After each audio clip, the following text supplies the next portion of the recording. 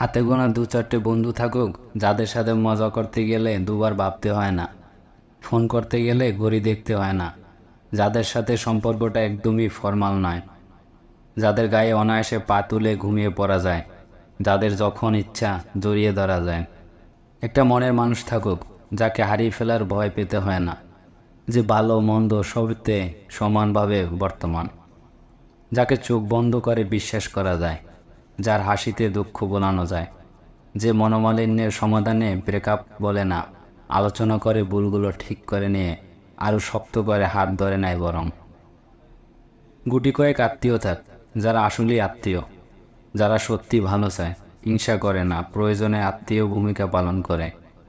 পরিবার হোক মানসিক শান্তির জায়গা, বাড়ির লোকগুলো ব্যাকবোনের মতো সাপোর্টিভ হোক।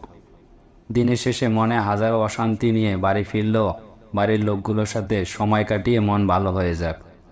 জীবনে মানুষ অল্পই থাকুক, হাতে গোনা বা গুটি কয়েক, পরিসর ছোট হলে শান্তি থাকে জীবনে। জীবন অনেকটা রেডিওর মতো, তাতে বিভিন্ন ধরনের ফ্রিকোয়েন্সি নিয়ে হাজির হয় বিভিন্ন বিভিন্ন মানুষ, অসংখ্য মানুষ।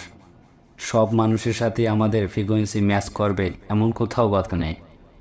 বহু মানুষ জীবনে আসে, যাদের সামনে দাঁড়ালে জির করে সব কিছু, অস্বস্তি হয়, কষ্ট হয়, শান্তি পায় না।